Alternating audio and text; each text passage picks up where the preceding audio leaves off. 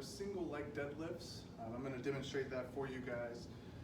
So you're going to grab either a kettlebell, dumbbell, whatever you may have, or you can do this with no weight.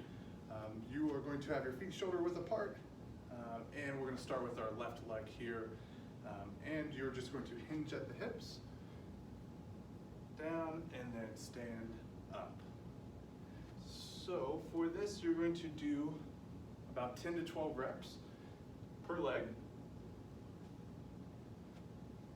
hinging at the hips and the waist.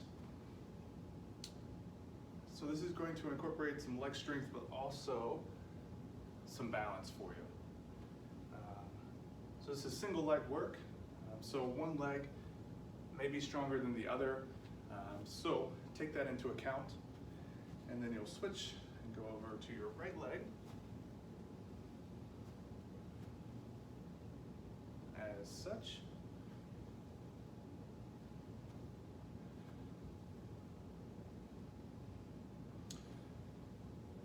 So if this is the first time you've done this exercise, encourage you to give it a try weightless, and then try a couple of times with some weight. Figure out the weight that works best for you, and go accordingly. Next, I will show you the crossover lunge. So this is just a variation of a lunge. We've done a couple in various different videos, but first and foremost, this iteration of a lunge will be a forward lunge, but with your stepping leg crossing the midline of your body. So that being said, you're going to cross over here and cross as such. So you're going to cross the midline of your body. Again, same rules apply as if you were doing any other lunge, with keeping your chest up and working on those arms. Show you a side angle here, as such. So just another variation of a lunge.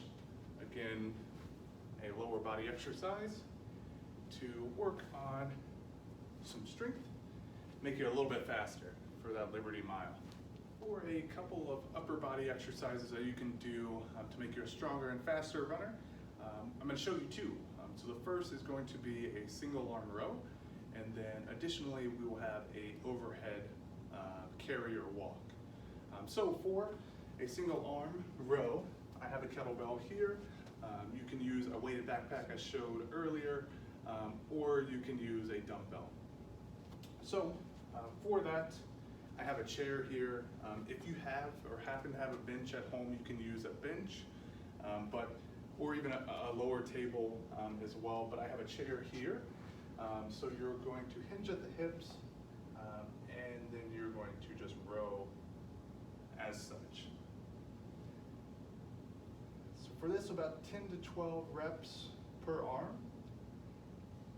A couple of things to address is that it's not a load of sorts. So you're not going to be doing something like this, and you're also not going to be doing something like this, okay? So it's just a simple row of sorts,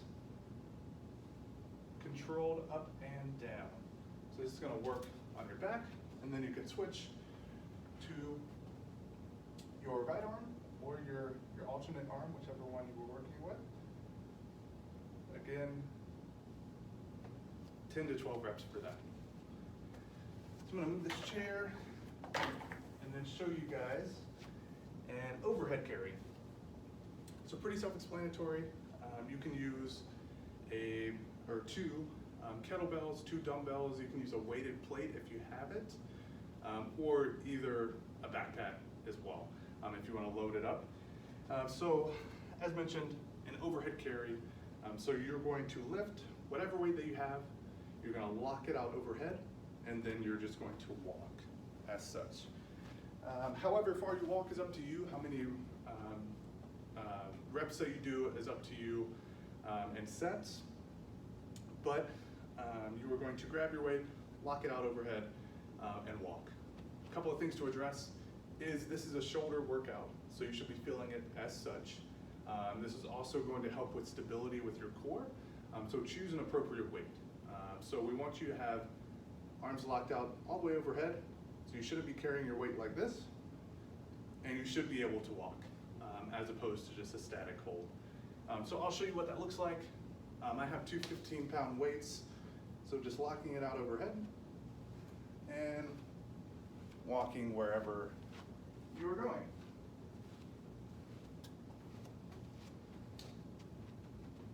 So again, distance and sets are up to you. A couple easy ways to get it overhead is from the ground. You can do a clean and press. If you are a little more advanced, you can do a snatch, whichever works for you. And then again, locking out overhead as opposed to something like this. If you want to make it a little bit harder, a little more challenging, you can go single arm, locking out overhead, and that's going to be a little more of a core challenge for you as you walk as such. And again, you'll want to do both sides if you choose to do a single arm approach and walking out overhead. Okay? If you choose to do a single arm approach, you should be straight and erect. You shouldn't be punching like this. The weight shouldn't be like swaying and taking you everywhere. It should be straight, locked out overhead, and walking. Again, that's going to be a little more of a core challenge for you, for those that are advanced and want to give that a try. In addition to the overhead carry, you can also do a suitcase carry. So there's a couple of different alterations of such. If the overhead carry is a little bit too much for you, if you don't have the shoulder stability, you can try the suitcase carry. If you're just not comfortable with having anything overhead, even if you're just walking overhead like this, if that's uncomfortable for you, you can try the suitcase carry as well. However, for the suitcase carry, you will need either a dumbbell, a kettlebell, or maybe a backpack will work. It just has to be the right size for you. So if you have a massive backpack, that may be a little awkward to carry. But that being said, I'm going to demonstrate with this kettlebell here. Suitcase carry is straight from the ground. You're just going to deadlift it up and just walk as such. Just walk here and around, so on and so forth. Again, distance and reps and sets are up to you. But let's try to go straight forward. I know I'm walking backwards here, but that's for the sake of this demonstration. So you're going to walk straight. So that's a single arm approach. Both arms here as such. You can try that. So this will be a core alteration for you here. You're not going to get as much of a shoulder workout or shoulder work if you do the suitcase carry as opposed to overhead carry. A couple of things to go over. When doing such single arm or double approach, whichever you so choose, you want to stand tall, just as the overhead carry. You want your core to be tight, so your weight should be appropriate. You shouldn't be walking like this because your weight's too heavy. You should also not be overcompensating and walking such as this because your weight is too heavy, or doing something like this number. So, single arm or a double approach, you should be walking straight ahead, core tight, and standing erect. All right, for two core exercises to become a faster and stronger runner in your preparation for the Liberty Mile, wanted to show you two exercises. So the first of which will be an exercise called dead bug, and the second of which will be an exercise called a plank march. So all you'll need is a yoga mat, or if you just have like a soft carpet, you can use that as well. So for the dead bug, you will lay on your back. This exercise will take a little bit of coordination, so adapt this however you may need, whether you're alternating both hands and feet, or just doing both same side of arm and leg extension. So for that, you're going to lay on your back. you're gonna bring your feet up and you're gonna try and create a 90-degree angle if you can.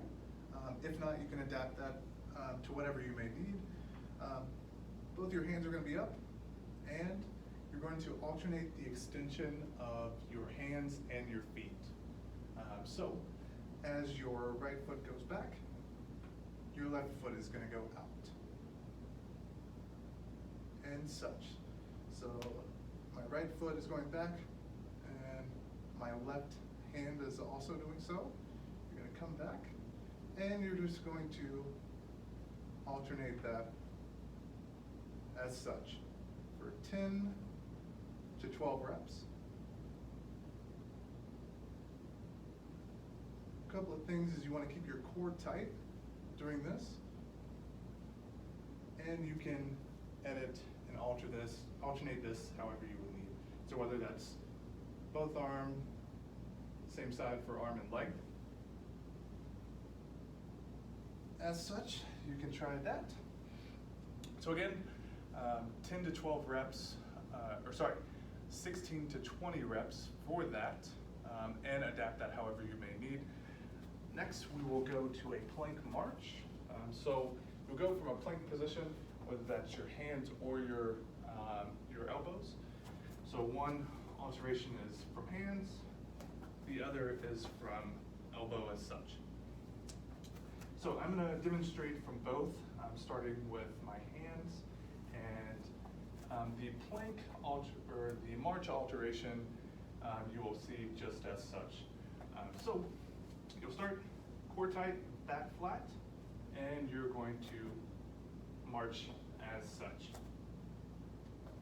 Okay, so 16 to 20 reps of this as well, keeping your core tight. If you need to widen your feet, you can do so as well. A couple of things that on either alteration that we shouldn't see are things like swaying, like exaggerated swaying. So none of this. Shouldn't have any of that. And as such, with any plank alteration, your back should be flat. So you shouldn't be doing this. And you also shouldn't be doing this. Okay? So from your elbows, it looks a little like this. So elbows, and then a reach. So really good for core activation there, strengthening your core. Again, making you a faster and stronger runner.